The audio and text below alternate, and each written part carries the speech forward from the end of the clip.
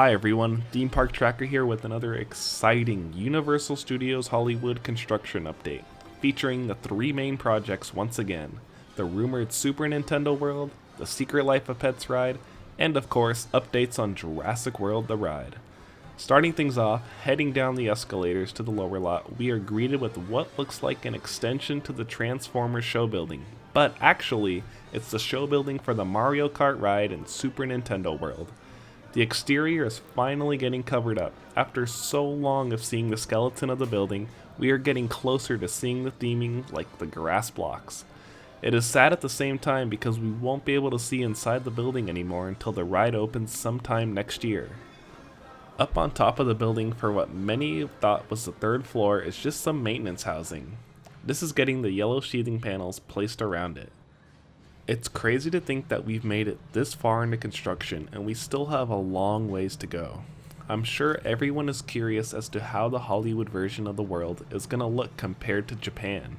It's been long rumored that the Hollywood park is getting a slightly smaller version of the world, which is very unfortunate, something this park could have benefited from greatly.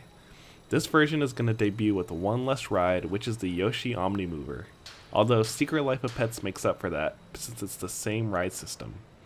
Outside the building, not much has changed, and they are still doing prep work on the ground and placing more steel beam structures all in front of the show building. Things are really starting to ramp up for the construction on this project, as we are well under 2 years away from an opening. Jurassic World is still a big topic months after opening. The rumors and maintenance on this ride are non-stop. On February 18th, after the busy President's Day weekend, Jurassic World will close for refurbishment. It is unknown how long it will be closed for, so keep that in mind if you're planning on visiting the park in the next few weeks. This is supposed to be the big refurbishment that's been talked about since late last year, the one where we get the full-body Indominus Rex animatronic, the one we were promised over 7 months ago when the ride opened in July. It's been a long time, and that final scene with the T-Rex has been lacking. Having the Indominus there with the full motions of attacking the other T-Rex is going to be amazing and a worthy conclusion before you hit the final drop. We also don't know what else is going to happen to the ride during its closure. Hopefully we see some improvements to the Predator Cove section of the ride, which is really lacking in animatronics and stuff to look at. Now, let's talk about the new ride opening this year, Secret Life of Pets Off the Leash. Walking towards the attraction, we can see the walkway has opened up for guests, so now you don't have to walk all the way around to get to Despicable Me. If you haven't noticed yet, the buildings on the opposite side of the ride show building are undergoing retheming. Maybe not a complete redo, but there is new paint that matches what they're going for on the other side. The Cinnabon location right in front of The Walking Dead has also been redone to this teal and yellow color scheme. Along with the paint is the removal of objects that don't relate to where Secret Life of Pets takes place, which is in New York City. The windows that had items like the antique radios and such are no longer there. What will go there in its place is unknown at this point.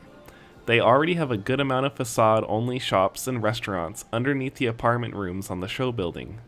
More and more fire escapes have been added to the ride exterior, with a few more that need to be added, like on the main red building. And some of the windows are still empty and missing things like curtains on the sides. Looking at the main red building, off to the bottom right is a covered sign. This is most likely the ride information. The pub or bar right across from Despicable Me has been closed, probably to be rethemed to something other than an Irish pub. This location sits right in the middle of Despicable Me and the pet streets, so what it'll be rethemed to is still a mystery. We still have yet to see where they're going to put the actual off-the-leash ride signage and where the wait time screen is, or the virtual queue time, since this attraction is rumored to be boarded by a virtual queue only. Yes, this ride will have a very small standby line, so a system like this where you get a fast pass type ticket is necessary. The excitement for this ride is very high. It's a brand new ride system for Universal Parks, but something Disney has been using since the Haunted Mansion opened. Another thing is this ride did not replace another. It was built from the ground up. This adds another ride count to Universal Studios Hollywood's already small lineup of attractions. As for an opening for this ride, I can't quite say, but rumors say that it should be very soon, most likely before May. If they're as far ahead as the indoor portion as they are on the outside, then we should be seeing soft openings very soon. I know there's a launch party in the park for NBC Universal's new streaming service called Peacock Live, and guests invited to that event are supposed to get a sneak peek at Secret Life of Pets off the leash. Now, let's talk about Gru's Lab Cafe, which is definitely gone. In the last update, I was talking about them just refurbishing it, but now it appears the whole thing is going to be redone with a brand new dining location to take its place. I'm not sure if it'll be themed to Secret Life of Pets, since this area sits in the Despicable Me area in between Super Silly Funland and Minion Mayhem. The building was repainted and all the signage related to Gru's Cafe is missing. Only time will tell what becomes of this location, and hopefully it remains open on all operating days, unlike Gru's Cafe, which was only open during busy days. The last coverage in this video is all the way in City Walk. 3 projects are happening at the moment. First off is the new NBC Sports Grill that's replacing Hal at the Moon and Tony Roma's. Nothing major can be seen from the construction present. I believe the plans are to make this location 2 stories, but it doesn't look like they touched the upper portion where Hal at the Moon used to be.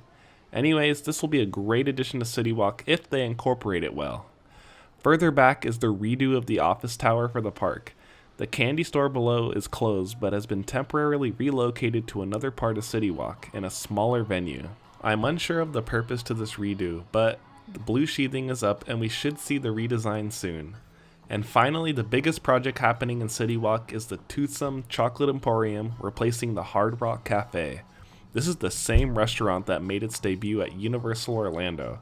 This one has made minimal progress as well, but it's not opening for quite some time. Well, that's all for this update. Thank you so much for watching, and please comment your thoughts down below and subscribe to the channel for more updates on Universal Studios Hollywood and other happenings in the theme park universe.